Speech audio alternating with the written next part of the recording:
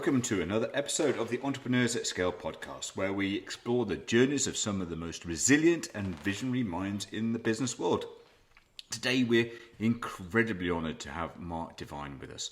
Mark is not just an ex-Navy SEAL, he is a man who has mastered the art of mental toughness and strategic thinking, both on the battlefield and in the boardroom.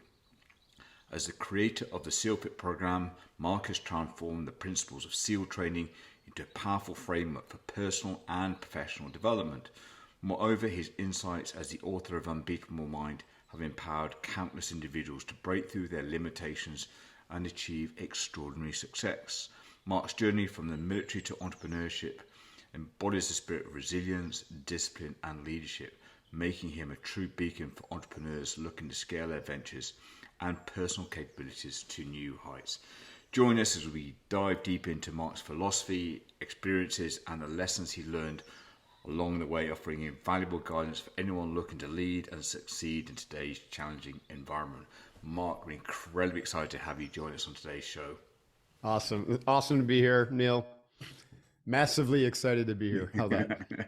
Well, I think, as you said, we met at Harvard. Firstly, if I can dial back a bit, Mark, just to really go back into your background and some of your pivotal experiences and your time as a Navy SEAL that fundamentally shaped your sort of really understanding of leadership. What came from that? Where do I start? It's probably counterintuitive, right? When I think most people, when they think about this question, they're going to think about, some challenge that they had to overcome, some mentor that they had that taught them, how to lead, right? Or some sort of behavioral kind of prototypical, leadership traits and behaviors that are to be modeled. And my story isn't like that. So I would say the most profound teacher I had was Mother Nature. Mm-hmm. And I could probably write a book about all the leadership secrets of Mother Nature. And the reason I found that to be so profound is because it was a contrast to a little turbulent upbringing, and some, not uncommon. Many people have turbulence in their family of origin. For me, it was in the form of kind of a raging alcoholic father. It was somewhat abusive, and then very loving but codependent, wife of his that I call mom and dad. And so it was not nurturing, for me to be under the roof of the house. So the blessing there, there's equal, the good and bad and everything, depending on how you look at it, of course. The blessing there was that I ended up spending a lot of time outside, and I was, in a rural area in upstate New York, a small town of just, 400 people basically, which is incredible when you think of it.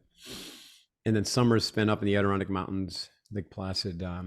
The Adirondack Mountains are incredible gem, 6 million acres of protected wilderness. Anyways, what I learned from nature was just how to be still, how to be quiet, how to truly listen, right? Not just to what's going on around you, but listen to the inner, what's going on inside. And that is like the most important leadership skill, especially these days. Like I spend, Neil, just like you probably with coaching clients, a lot of time trying to get people to slow down, stop thinking they have to do this, do that, fix this, fix that, and just sit in silence. It's the most valuable skill for anyone listening, is to stop and just sit and listen. And what happens in this process is you begin to kind of chip away at the edifice of your ego, and to polish the mirror of your mind, to use a Zen saying. That stillness has like a distilling quality to it, where it begins to soften your grip, the mental grip on the consensus reality, to allow new information, to allow new ideas, new ways of thinking, new ways of actually being to present themselves. So to me, like, that's the most extraordinary leadership gift, is what Mother Nature provides, the opportunity to just be still, to be in the presence of, that awesomeness that nature is and provides, whatever way you can tap into it. And what you're actually tapping into is your own nature, right? So that Yes. was probably the most transformative leadership uh, kind of lesson slash experience that I've had, and I continue to enjoy that. You know, I live on the ocean, so Yeah.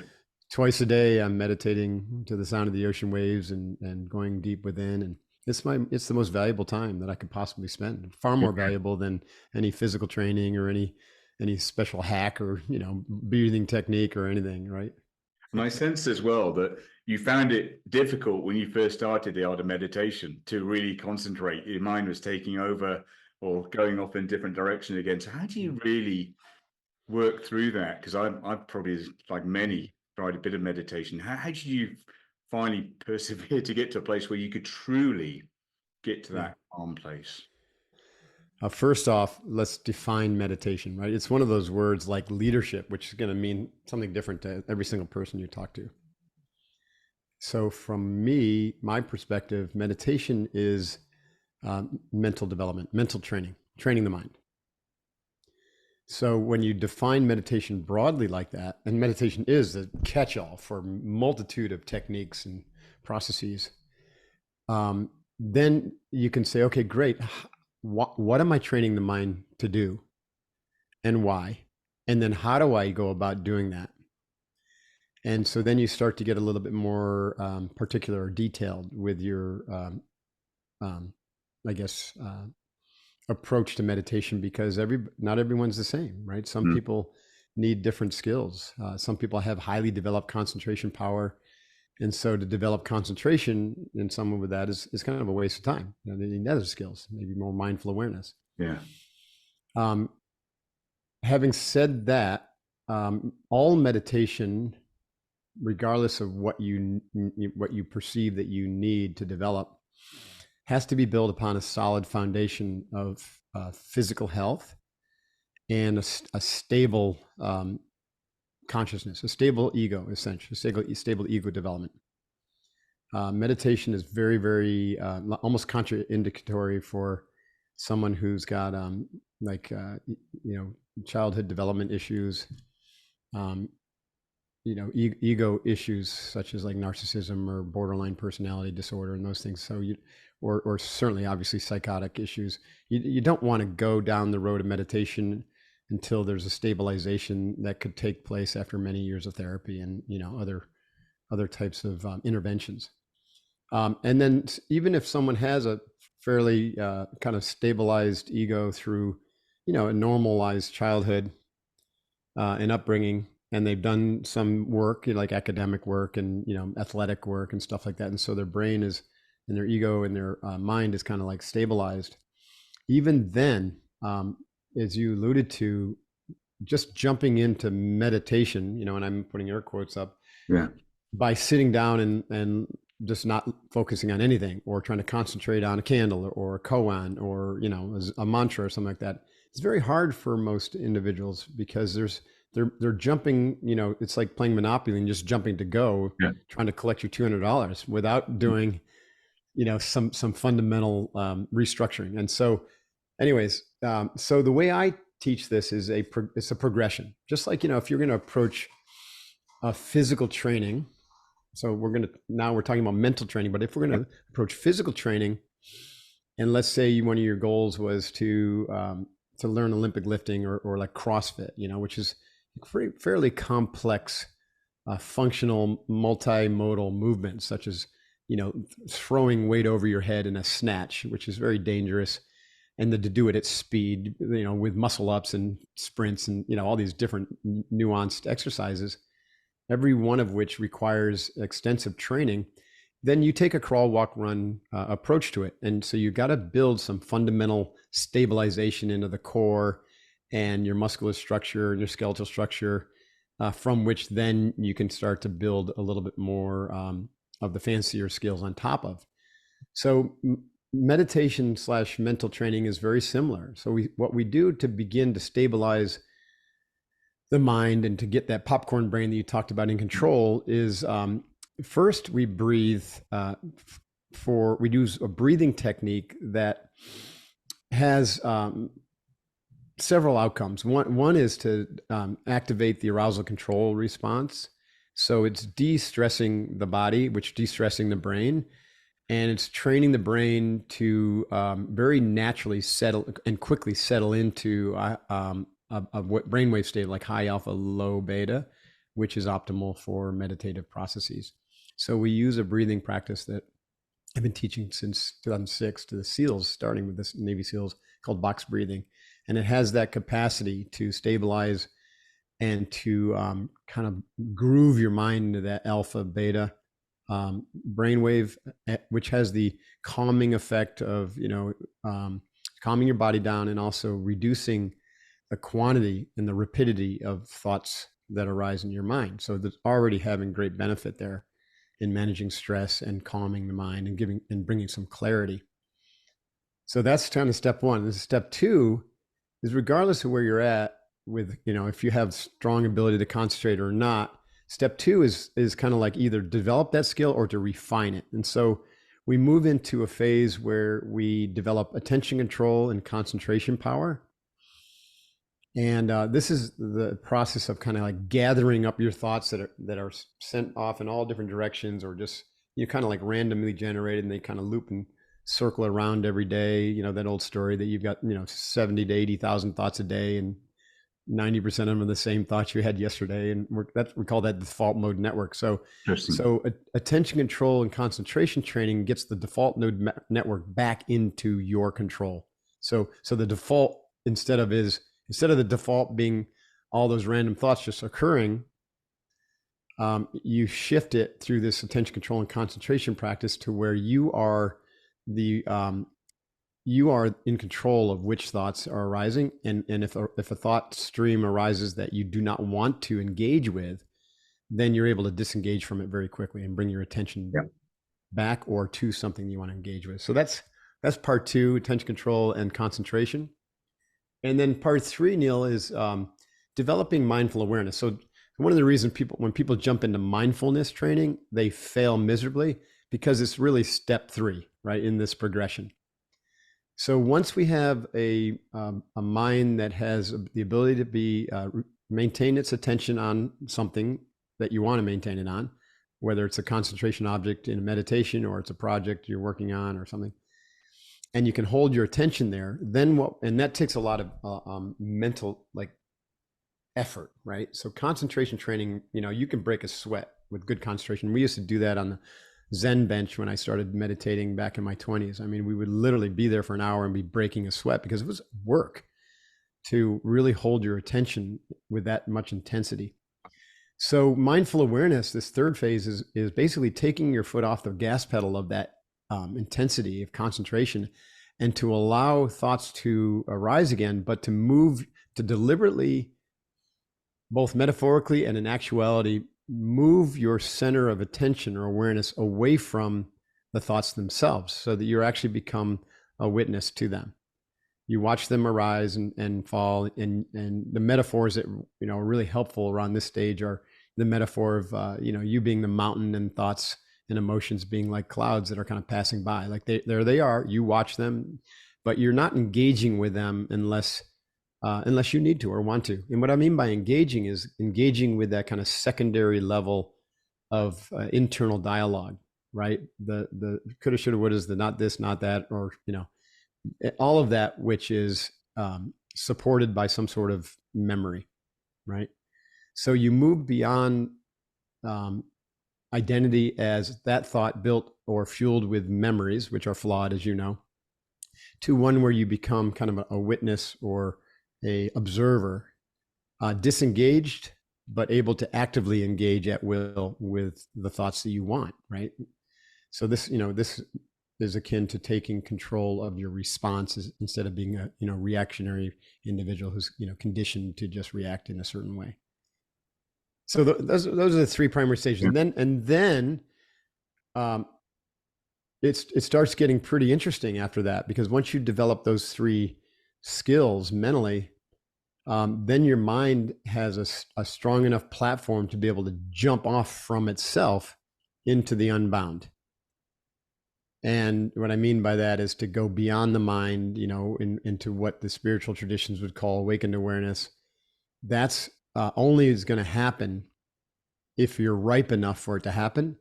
And meditation, as I've described it with these 3 specific stages or steps, is what will help your mind get ripe enough for that to happen without some sort of dissolution event, like you see with some like Kundalini yogis who have this blast of energy shooting up their spine, and they don't know how to integrate it because they haven't done the mental development work to stabilize, and so they go quite crazy.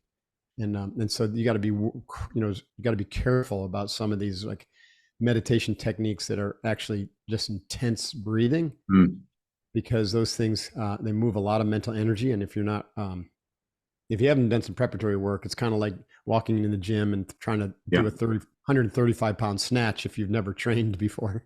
Yeah. You could get injured. So how do you recommend, in terms of if people are listening to this, they can go about improving their ability to... Just like I said in my book, Unbeatable Mind, start with just box breathing. Nostril breathing through your nose, 5 count in, 5 count hold, 5 count out, 5 count hold. Deep diaphragmatic breathing. And so that's like the master activator switch. That's the master key. And that will lead, in fact, we teach it as a continuum. That will lead quite naturally to the attention control and concentration, because you start just breathing. And over time, you get all those benefits that I talked about, the stress release, the calm clarity in the mind. And then what you'll do is just start concentrating on the box pattern. And so I teach that as either just follow the breath, like with your mind, as if you're watching it. You can give the breath a color, like light. Or we can actually visualize the box. So one thing I'll have them do is also, like, in their mind's eye, draw the box as they inhale, hold, exhale, hold, right? So each one of those 4 phases of the box is a side of the box. Or you can have a mantra or something. So that naturally will lead to that concentration and attention control. And just stay with that, and stay with that. Yeah. And for usually for months, if not, a year or 2. And there will become a point where you will have mastered it to such an extent that you'll start having these experiences of witnessing. Because the witnessing, it is a skill, but it's a skill that reveals itself. It's not such a skill that you kind of like forced to have happen, like concentration. You've got to get to a place where when you relax the energy, you suddenly have this kind of opening. This opening of awareness where you can start to see more, and you get into context versus the content. So that's really the place to start. You can't, jump ahead, or you won't get great results if you jump ahead and try to do some kind of non-dual meditation, and most visualizations are really concentration training. Because if you're using imagery work, then it's a form of concentration. A second, and so we talked about box breathing, and you actually had us go through this exercise at Harvard, in terms of practicing that. So let's just talk a few more minutes around. You mentioned very quickly then the sort of the technique used, but if you're able to dive into it a bit more, Mark, so that somebody who's listening to it can really have a practical takeaway about the nasal breathing, the benefit of doing that, how it kind of, all the benefits you talked about. Sure. I'd love to learn a bit more about this. Of course. Yeah. So I'll break it down a little bit. So box breathing, obviously I use that term, others have called it square breathing, because the pattern of breathing is in, it's equal parts, right? There's many different breathing patterns, and they'll have different effects, but a breathing pattern that is equal parts generally is going to have a calming effect, and it's going to be a parasympathetic exercise,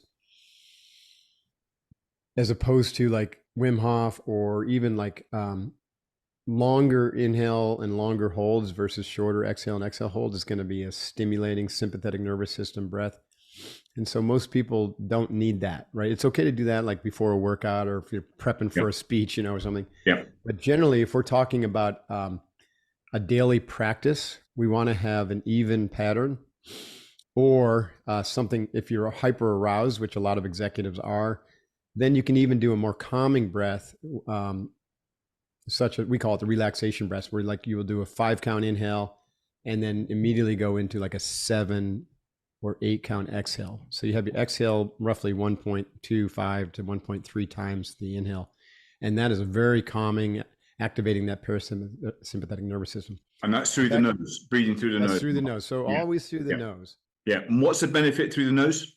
Well, I mean, the nose is designed for breathing and smelling, right? And so when you breathe through the nose, one of the primary benefits is obviously it splits the airway into two nasal passages, which forces you to slow down the inhale, right? So if you do a quick test and you were taking the same amount of air through the nose as you do through the mouth, right?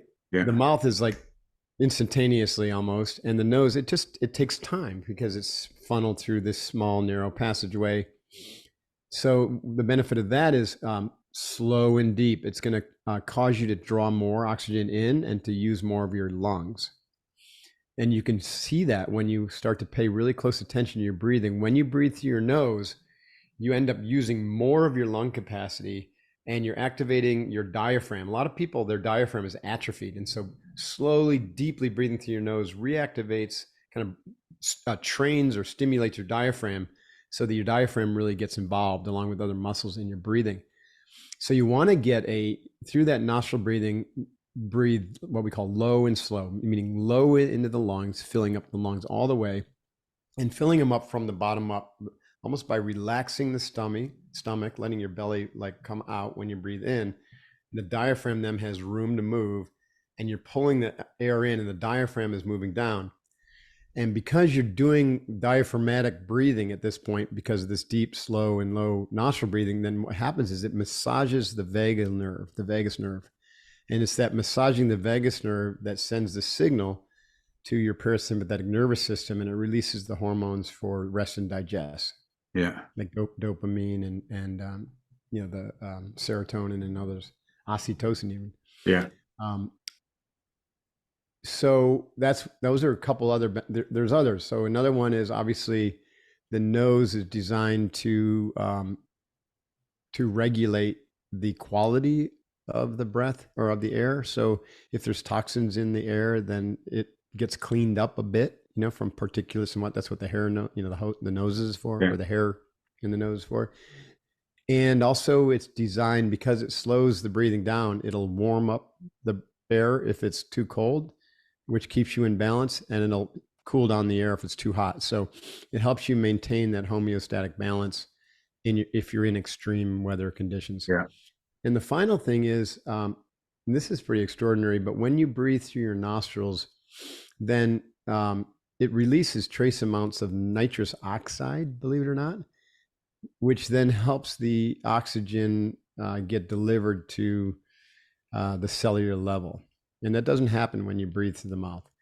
When you breathe through your mouth, contrary to what I just described, the times to breathe through your mouth there's two times. One is if you're in a high heart rate situation, like you're under extreme stress or you're in an intense workout. And even then, with training, the goal is to get back to nostril breathing, even in those situations, as fast as possible.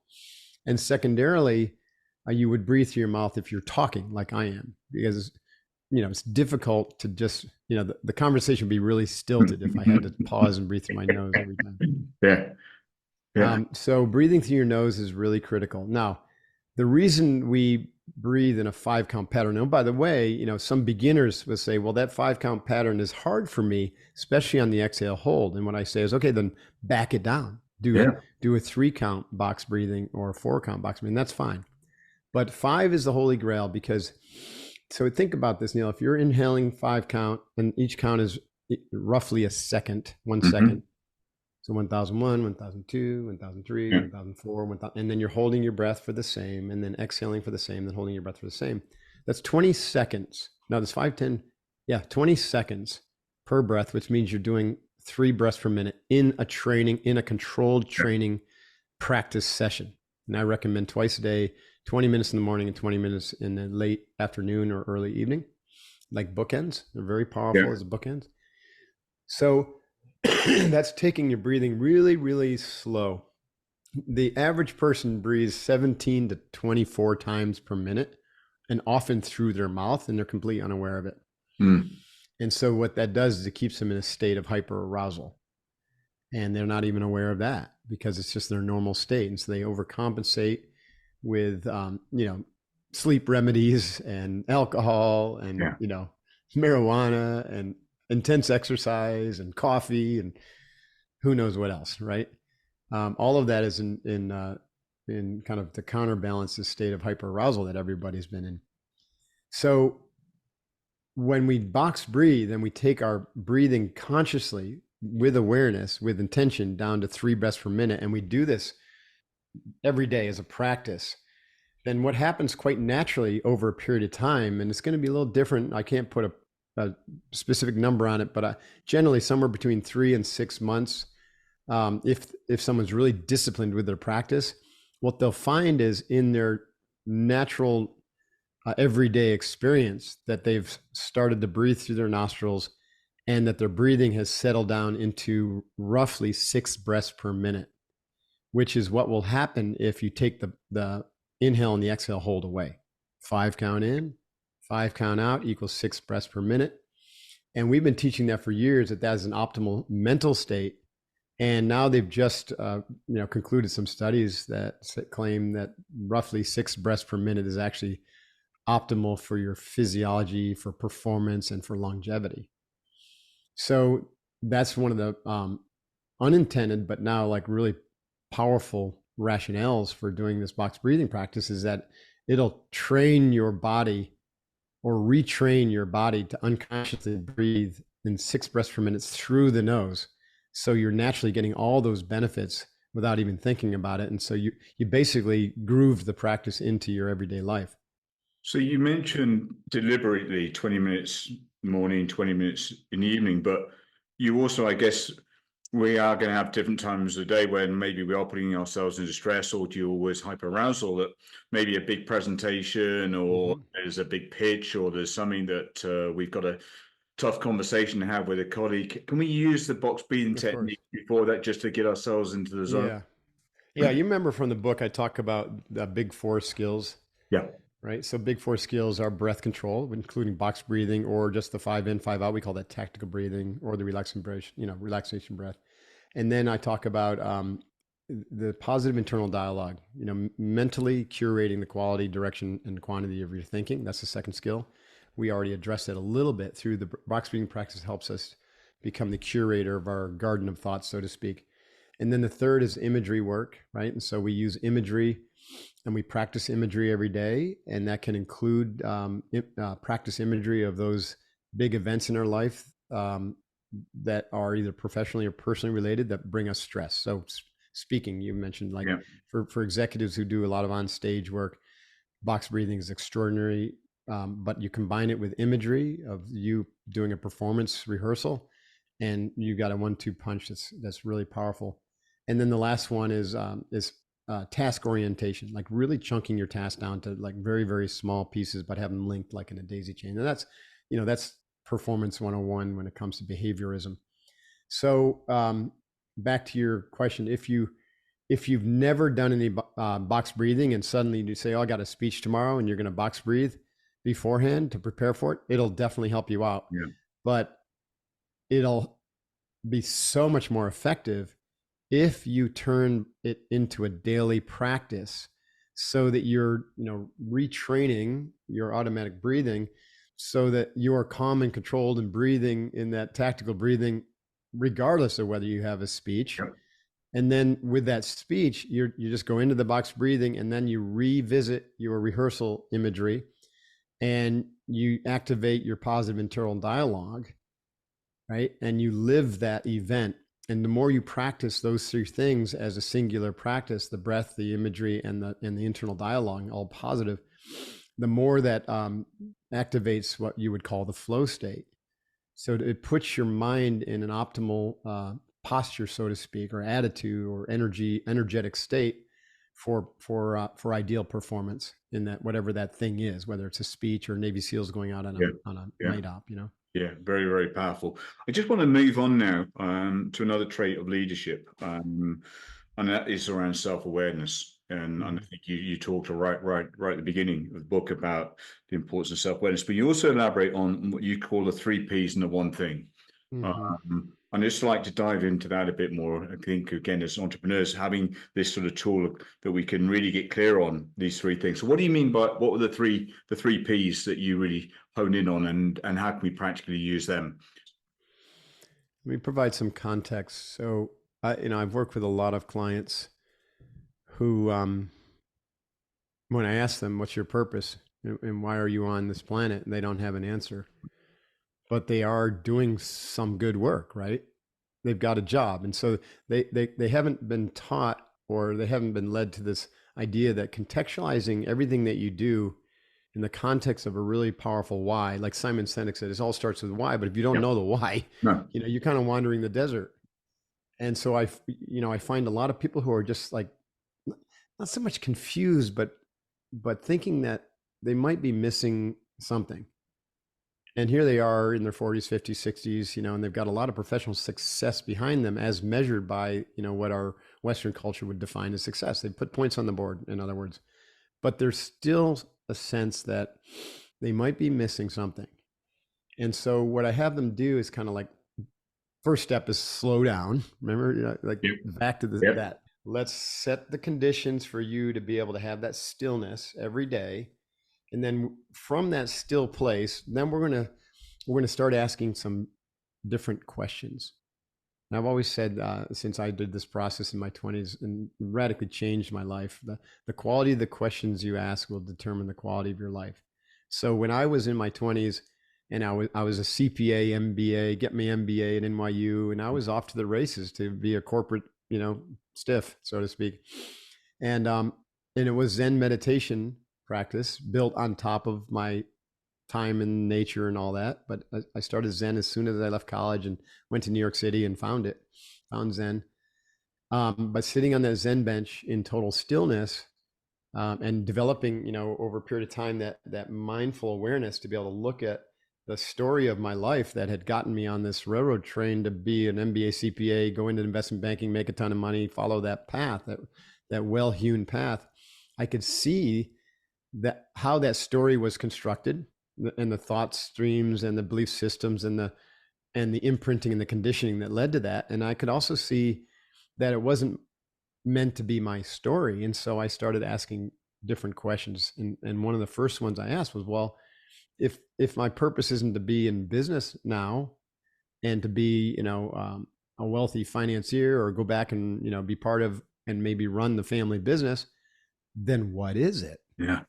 So like that's the ultimate Mhm. scary question. Like, Yeah. what is my reason for being on this planet? Why did I incarnate? Um, I mean, so I started to ask that question, but I found that it was difficult to come up with an answer, right? I didn't have access to it right away. So I kind of like backed away from that and said, okay, let me start with what I'm passionate about. And even that, was a little bit gooey because I'd never been, allowed to really have my own voice as a kid. So I flipped it and I said, okay, let me look at what I'm not passionate about. Let me look at what I don't like, what I don't want to do, who I don't want to be like, things I don't want to be around. And suddenly I'm like, oh shit, there's a bunch of things that I can really define in that area. And so it really kind of like took away a whole bunch. And then what was left were things that I was like, oh yeah, I am actually passionate about that, right? I'm passionate about nature. I never would have thought of that before. I'm passionate about training, physically and mentally, because I was really loving my Zen practice. I was loving my martial arts. I was loving my running and exercising. And I felt that was a lifetime thing. So I'm like, oh, I'm passionate about lifetime training. This is a 21-year-old kid saying that. Wow. And then I was like, I looked around me, and what I really was inspired by were examples of really authentic leadership. And my grandmaster martial arts / Zen teacher was one of those. Okay, he was different than anyone I've ever experienced before. That level of mastery and control over the mind and the body, and the humility. And so I'm like, well, I am passionate about leadership, but that, whatever that form of leadership is, that authenticity, that humility. So I started to ask those questions, define my passions, and then it started to like shine a little bit of a spotlight on my purpose. And then the final piece was I started to ask, okay, so this is all fine and good, but what do you really stand for, Mark? Like, what are your principles and like Yeah. what's guiding your behavior? Because, I have a lot of gooned up conditioning from this family of origin, right? That I didn't want to be like. So I had to say, okay, so if I'm not that in terms of my accepted behaviors and boundaries, in terms of what I stand for, what are my principles, then what am I? Who am I in terms of that? And I started to think of principles as kind of like your handrails when things get confusing, right? Your guardrails, your boundaries. So I began to define my principles. So in this process, and there's a lot of journaling, a lot of meditating. For me, it took probably 6 months before I had the breakthrough in a meditation session. After asking all these questions and contemplating and journaling, and I was sitting in meditation, and I had one of those moments. I was far enough along where I literally just dropped off. Where I was non-efforting and I was in the void. And I literally came back and I felt and heard the word warrior. Warriors, that's what you are. You're meant to be a warrior. Mind you, it didn't say that you're meant to be a Navy SEAL. And I think I had heard of the SEALs, but I didn't know anything about the SEALs. And they were super secretive back then. This is 1986. So ultimately, your purpose, passion, and principles, you can find it through stillness, but it usually is kind of it's like the difference between being and doing. Yeah. You may not get the words, you'll get the feeling, you'll get the sensation, you'll get the impetus. This is why I call purpose, when we talk about purpose finding with my clients, we talk about it in archetypal terms, which is a beingness as opposed to a professional or career term, which is the doing side of things. Yeah. So for instance, if I had come out of that meditation and I'm like, Eureka, I've got it. I am going to be a Navy SEAL admiral. Well, I could have been a Navy SEAL admiral, that, but I wasn't. Why is that? Because I wasn't meant to be. But had I defined my purpose to be a Navy SEAL admiral, I might have constrained myself to stay that path. And if I had done that, we wouldn't be having this conversation. I never would have written a book. I would have a completely different path. So that was a job. Whereas being a warrior was an archetype. And you can be a warrior in any particular career. For me, I had to marry the idea of being a warrior with my passions and my skill sets and my principles. Yeah. So what is your purpose? My purpose is to serve as an enlightened warrior, leader, and teacher. And I think I read that your mission is to train, was it 100 million in leadership? Yeah, that's my BHAG for 25 years. And mind you, Neil, it's going to happen in multiple ways. And I even said it might happen from someone who steals my content and does a much better job marketing than I do. Who knows? Or maybe an AI bot. I don't know. Yeah. But I love this idea that we're in such an interesting time because like artificial intelligence, technological disruption, existential threats, it's all very present. They're near and present dangers. And yet when you do this work that we're talking about, you see it all as kind of like the dance of consciousness, right? And you can loosen the grip on your ego and recognize like what we call the principle of Wei Wu Wei is in action. That's the action without the actor, and the actor being your ego.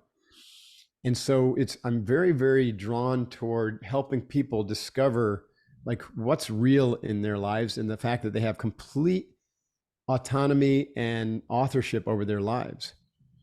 And by tapping into their own natural state of power, intelligence, and wisdom, and bringing that forth, that you can change the world. Just like Gandhi said, you've got to be the change you want to see in the world. But that comes from changing your mind. And I don't mean changing your thoughts. I mean metanoesis, changing your mind so that you are less identified with the ego, which is built upon flawed memories, and you begin to more identify with the pure consciousness that's flowing through your body mind instrument.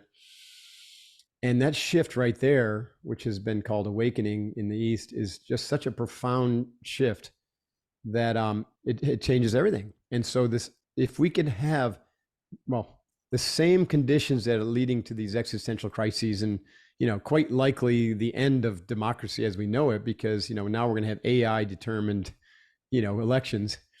That same technology allows us to communicate like we're doing right now at scale. Yeah. Scaling up, right? So we can scale up consciousness studies and awareness training and tools like we've talked about here. And so I see a vision for the future where, we don't like go out there and lock arms to fight against negativity, but what we do is we change our consciousness to become more positive and abundant, and we develop an entirely new economy and new kind of way of living in harmony at scale when consciousness reaches this scale. Yeah. 100 million may not be enough, but it's certainly worth putting a target out there. Well, I think you're right. You've talked about a BHAG, or a big, hairy, audacious goal, as Jim Collins puts it, and you are scaling your business as well. In fact, you've got a scale-up coach. Like, I'm a scale-up coach. You have a scale-up coach, and mate, your coach in Harvard. And what would you describe, Mark, as the biggest challenge that you face as you scale up your business? Well, business is hard. If it was easy, everyone would do it. This is why having a great coach is important for folks. Scaling from us has been really challenging because we have a very high touch training business, and so it's just like Vern trying to scaling up with coaching with coaches. Like, it takes a long time. There's a lot of work to develop the quality of the coach training, and then to maintain quality control. And you have a lot of coaches who decide, well, just tweak this here and tweak that there. And by the way, I think I came up with the rest of the stuff on my own anyways. And, I'm just going to take it and start my own program. Right. So I've had people take my entire business and launch their own coaching programs around it, or their own, training programs. So it's been very slow, very hard. So I've, where I'm finding the scaling happening is through this, platform of the podcast. So the Mark Divine Show, starting to see some growth and success there. And taking my core business of SEALFIT, where it all started from, which was really kind of like awareness development for special operators and mental toughness and resiliency. And I bought a gear business that does like unstable load training, weight vests, sandbags, innovative things like race rucks for obstacle racers and whatnot. And we're launching the gear line and a supplement line and lifestyle stuff to support the training, so it can make money while I sleep, not reliant on, a trainer or a coach to be the primary interface between me and the end customer. So that's SEALFIT is going to grow through products and lifestyle stuff like supplements, and then the training that I'm doing through the divine leadership stuff, the awareness development, the vertical development of teams, some of the stuff we talked about at Harvard, that will be more organizational focused, because you can find great leverage if you can train an organization that has 10,000, 50,000, 100,000 employees. Yeah. That's where we're going to go with that. Just dialing back a second, you highlighting the benefits of having a coach. What would you suggest have been the benefits for yourself and John of having a coach? But someone to hold a mirror up to you and, say, hey, have you considered this, or that thinking is flawed, or, here's another way to look at things. I think that's really helpful. It's important or helpful if they have a system or a process which is proven, like scaling up, that you don't have and you need to learn it, but, you need to get skilled on it. I don't know anyone who's implemented scaling up by just reading the book. You know what I mean? It's really hard to do. It's very important to be held accountable and to have someone who can guide you through the implementation of the tools and the processes. I think, those are really valuable. And sometimes, there's also a community or like a peer group experience that can come through in a good coaching organization like Scaling Up. It's been around for a while, I think that could be very helpful as well, because then you can leverage, kind of the combined, the group effect of learning. How else do you keep on top of your game now? The most effective use of my time is in meditation. Yeah, I'm finishing up my PhD, but like, to be honest, Neil, like I'm happy I did it. I did it more for the corporate side of my business, so that I could move away from, I'm the OG when it came to like a Navy SEAL getting out there and teaching, principles of leadership and success, and even the way I do it is very, very different than, let's say, these younger kids who've popped up like Goggins and Jocko, who are just crushing me when it comes to attention and audience.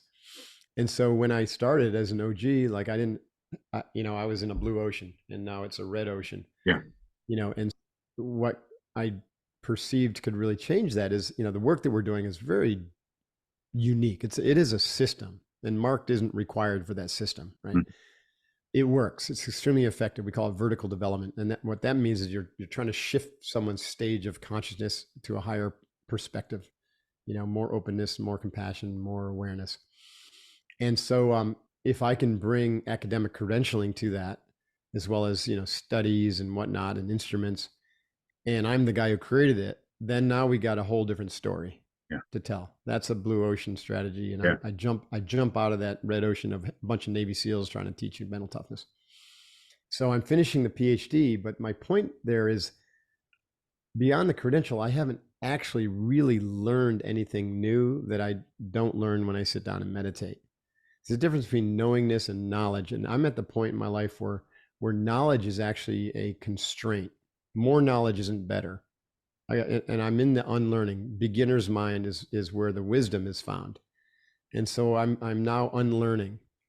I'm reminded of like Henry Ford, when he was put on trial, and the judge, or he was being grilled by the defense, who were trying to say he wasn't mentally qualified to run such a big business, and blah blah blah, because the unions were suing him and whatnot. And he goes, Judge, on my desk I got a bank of phones, and if I need to know something about something, I pick up the phone and I ask.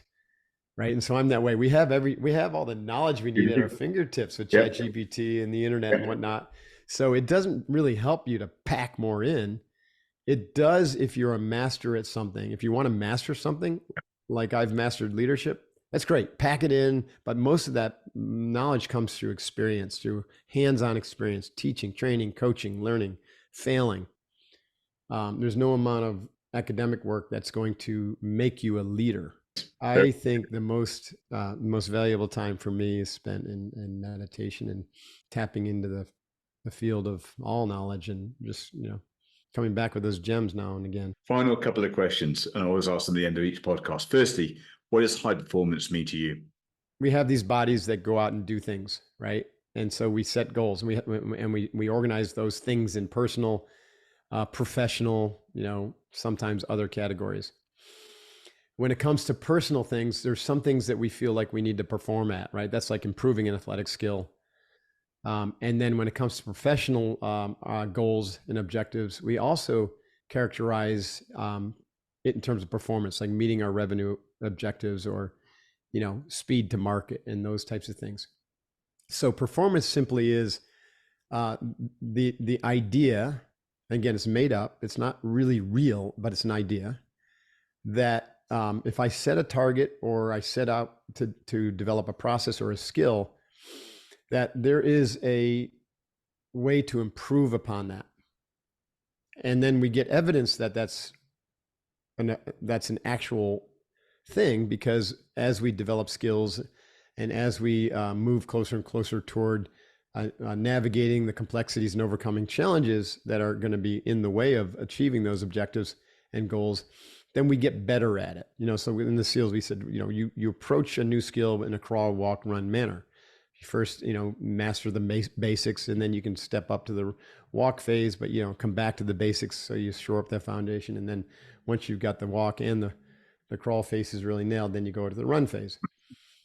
And even at the run phase, then you're seeking to kind of eke out. This is the peak performance, eke out just a little bit more at the top level. So high performance is really, really focusing on that run phase when you've got this foundational mastery of the crawl and the walk, the foundational skills, right? It doesn't make sense really talking about performance or high performance if you're still struggling with the basics, right? You're just performing at a level that is adequate, right? Or maybe even subpar.